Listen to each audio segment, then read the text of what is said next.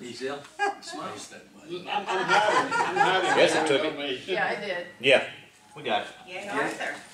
And also, I believe we're gonna have the speaker video Yeah, here, it's just zoomed correct? in on her. That's so okay with the senator, okay. Thank Well, we want to move on because we're already running late. Today we are really grateful and looking forward to Senator Dolores Gresham speaking to our group. Senator Gresham is the representative, the senator for District 26, which I believe covers 8 counties. Yes, that sounds like a really big territory. How many people in our representative? 285,000. Okay, yeah, it's a large group. She was first elected to the House of Representatives for the 103rd General Assembly and stayed there through the 105th Assembly, and then was elected senator for the 106th up to the present, which is the 108th, correct? Now, these are 2-year assemblies, right? Are we in the first year of the 108th or the second year? Okay, we're in the second year of the 108th, okay. And she also is retired from the United States Marine Corps as a lieutenant colonel. So if we have any Leathernecks in here, you need to stand up and salute, I would think. So, and very active in community affairs, many community affairs, I think especially in Fayette County where she lives. In the legislature, she's the chairperson of the Senate Education Committee, which I think most of us are aware. She's also members of the Commerce and Labor Committee, as well as the Energy, Agriculture, and Natural Resources Committee. In 2000, she was chosen as a Citizen of the Year in Fayette County. And she is a Roman Catholic, and I believe worships at St. Philip the Apostle Catholic Church. Okay, well, Senator Gresham, if you would come here and speak.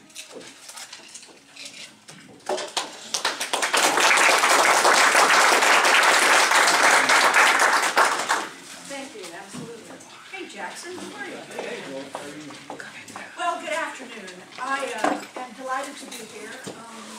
It's true, I do represent 8 counties, and they are Haywood, Fayette, Hardeman, Chester, McNary, Hardin, Decatur, and Henderson. And my husband says it sounds like a tornado. I want to start out telling you a story that's very important to me. And I call it my Meredith story because it's about Meredith. And Meredith was 5 years old. She came to the Somerville Livestock Barn when Will and I owned and managed the barn there. And she came to 5th grade farm fest. Her parents brought her specifically because they wanted her to experience what farmers do in Fayette County.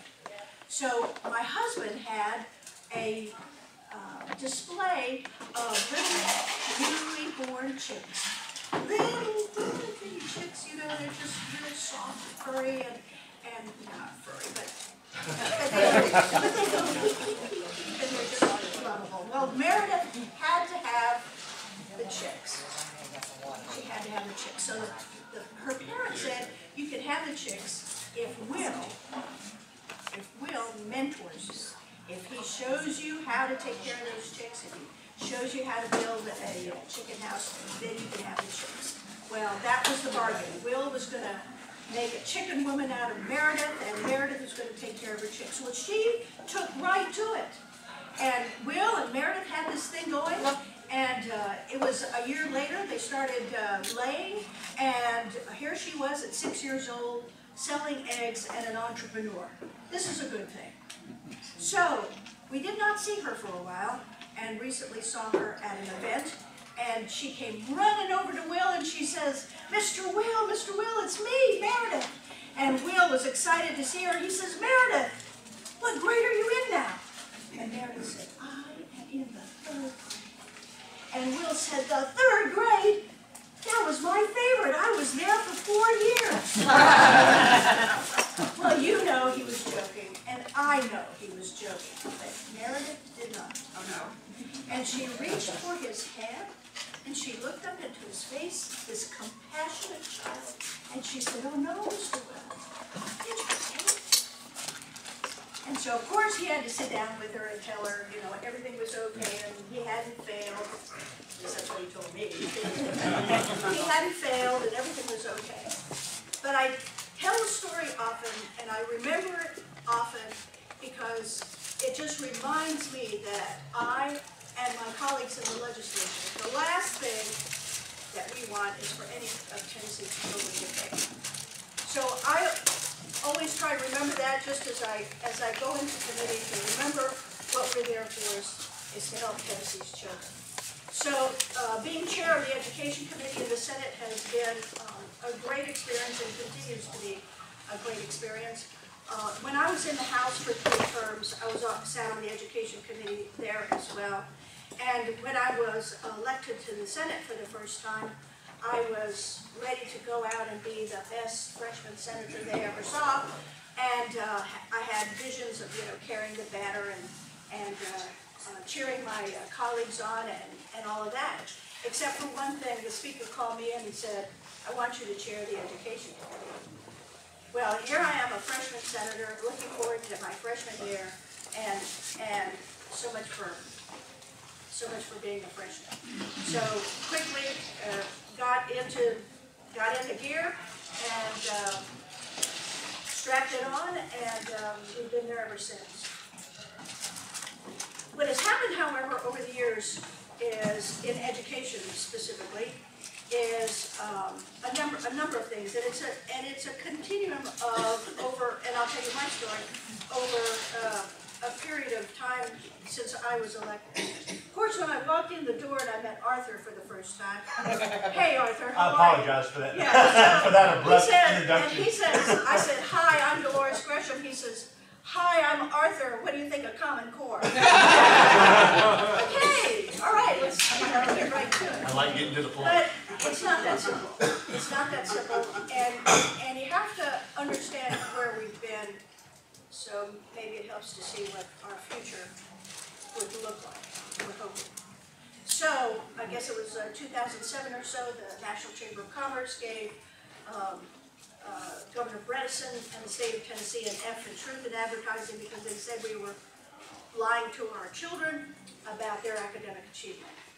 And indeed, we were. As the governor looked into these things, indeed we were lying to them. We were telling them that they were proficient, and, yes ma'am?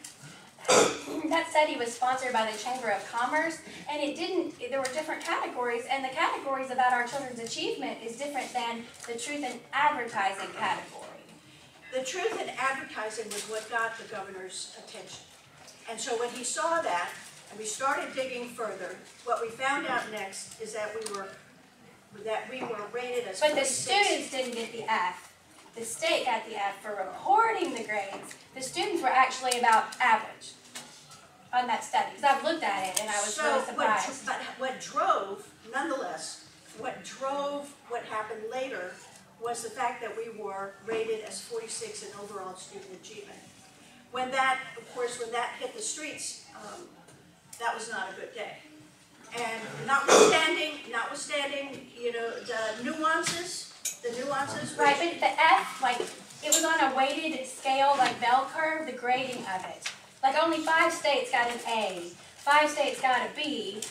We got an F down in the bottom because of but it was very, the statistics are very close in there. So to say that we got an F when some of the states didn't even test their kids in it, so they weren't even reported. I mean, like, most of the states got C's, D's, or F's. It was very already set up to fail.